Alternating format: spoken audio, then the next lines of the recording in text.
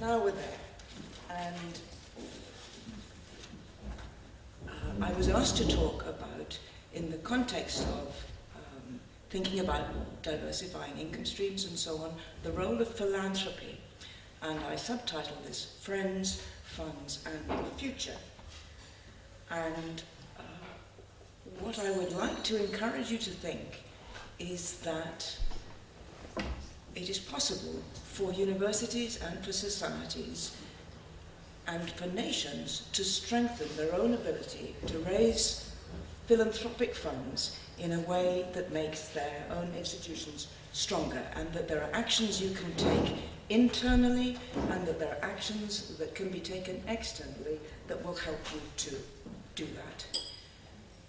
My organisation, as Moritz mentioned, is called CASE, which is the Council for Advancement and Support of Education, and our focus is on helping universities and colleges and schools do a better job in their outward-facing activities. And the Americans have this shorthand term for that, which is educational advancement. So it's things like fundraising, alumni relations, communications and marketing.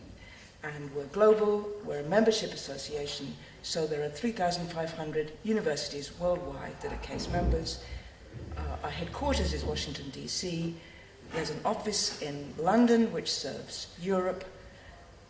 We have now in Singapore, and the beginnings of an office in Mexico City, which means for the first time we are now doing a certain amount in Spanish, and that may be a conversation we could continue offline. My role is what the economists call rest of world. It's everything that is not the US, which is a very large in-tray, and that means that I'm a kind of pollinating bee, and I'm able to say, look at this interesting thing happening in Hong Kong, that could be of interest to Finland, and to make those kinds of connections. Does anybody know who this gentleman is, by any chance? This is Andrew Carnegie, and our American colleagues would probably say that he was the father of American philanthropy. He was the Bill Gates of his day. He not only had wealth and wanted to give it away thoughtfully, but he wanted to encourage his fellow wealthy friends to do the same. And this slide is here in Chinese for two reasons. Can anybody, by any chance, translate the Chinese for me? I'll tell you what I think it says. I needed this slide for a presentation in China, in mainland China, at a conference a bit like this, though rather more formal, because it was China, of university foundations. This was the 10th annual meeting of university foundations, Chinese universities talking about raising philanthropic money. I had no idea that that had been going on for 10 years. And I used this slide, I was being translated, and I said to my translators, the famous thing that Andrew Carnegie said was, the man who dies rich dies disgraced. And my translator said, but we can't say that. And I said, why not? And they said, because it's so discourteous to imply that a wealthy man could be disgraced. So, for all I know, this actually says the man who dies rich dies happy. But the slide is there for two reasons. One, to say that this conversation that we are having now is going on all over the world, in Latin America, in Africa, right across Europe, even in the Middle East where you think that there might be enough money. So that's the first thing, it's global. The second thing is culture matters. It really does. Your context, your language, your religion, your economy, your systems of governance have a bearing on what it is possible to do philanthropically. And I cannot give you a blueprint, but only pointers that you have to assess. So, everybody is probably sitting here with reasons why they shouldn't be expected to do well in philanthropic fundraising, and I suspect these are some of them. This isn't America, we don't have tradition, the wealth, the tax incentives. It's the government's business. We don't like the idea of gifts that come with strings attached. It's all very well for Oxford or for INSEAD or for École Polytechnique or whatever. This isn't what we appoint our senior people to do. We can't get the staff, we tried this. Are these ringing bells at all? Do they? Yes, okay. There is a little piece of truth in many of them, but it is very remarkable to me to see how people are in fact finding ways beyond that, and you know that English expression that the grass is greener the other side of the fence?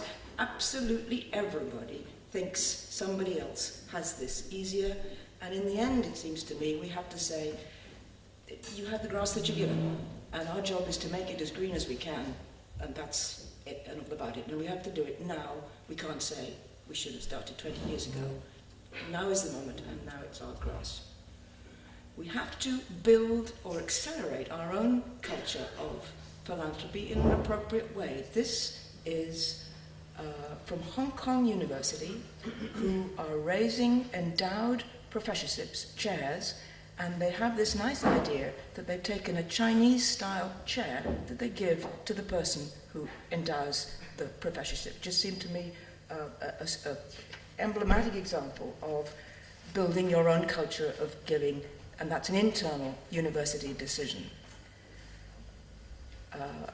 Back in 2004, some of you will know, the Vice-Chancellor of the University of Bristol in the UK, Eric Thomas, did a report that the government asked him to do on voluntary giving to universities. It remains a very good piece of work, and it was just a reminder that many universities were founded on philanthropy, and right across Europe, we know that, we've seen that, universities that were founded and sustained by charitable intent. We do honourable and noble work. Donations are never going to pay for keeping the lights on, not for the core activities, probably not for mainstream administrative things, but for extra, iconic, additional excellence. And the state is not going away. And we could come up with long, long lists of many universities that have not traditionally thought of this as something that they did, who are now active. This is as close as I can get to a lifetime of knowledge on one slide of why people give on the left, because they want to, it's voluntary, because they're asked. The single biggest reason people don't give tends to be because they're not asked. They give to people. You are the face of your universities. They don't solve horrible gaps. They fund opportunities, and particularly major donors give to make a difference, to make something happen. And that circle on the right is the process we all go through in building relationships to support our institutions.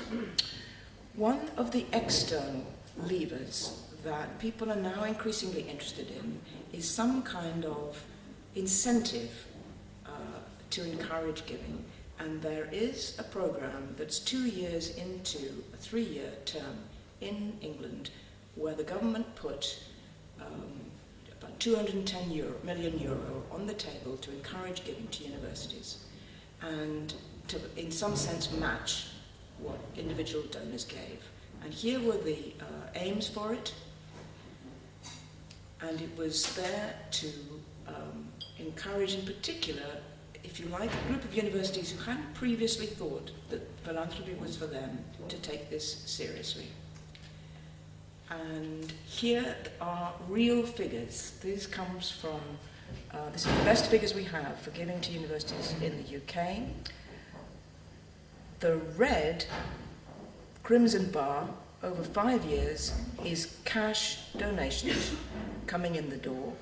The blue is what's called campaign funds. I don't know whether you read, but J.K. Rowling, the author of the Harry Potter books, just gave £10 million to Edinburgh University. Now that 10 million, what's that, 11 million euro, that's not cash. Probably that's over 5 years. So that's turning up in this red bar. The right-hand side there is the first year of the recession and the first year of the match funding scheme. Giving in the US fell to universities 11.9% in that period, and it's gone up, the cash, the blue bar, 18.8 in the UK. It has bucked the trend. This is donors, growing over a period of 5 years. 12% on 12% on 12% on 12%. So it's not just J.K. Rowling and Leonard Blavatnik, who's just given some enormous amount to Oxford this week. It is you and me.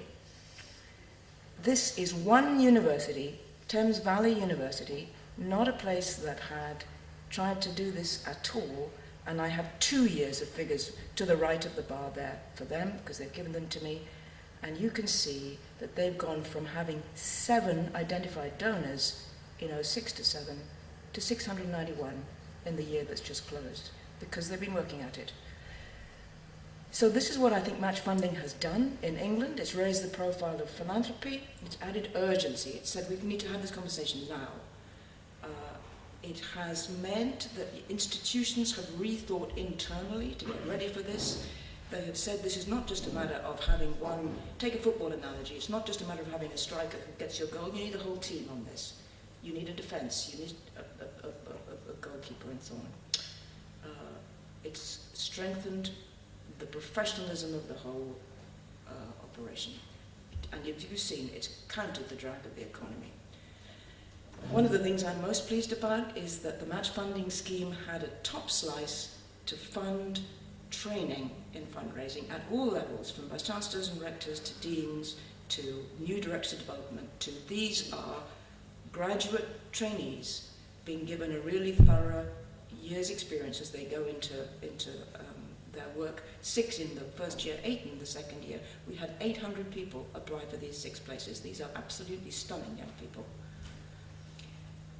I borrowed this slide from a colleague at Paris Tech, and this is the companies that they have chairs and scholarships with, and they have moved from, if you like, corporate compacts to a much more philanthropic relationship in a matter of a few years with this group.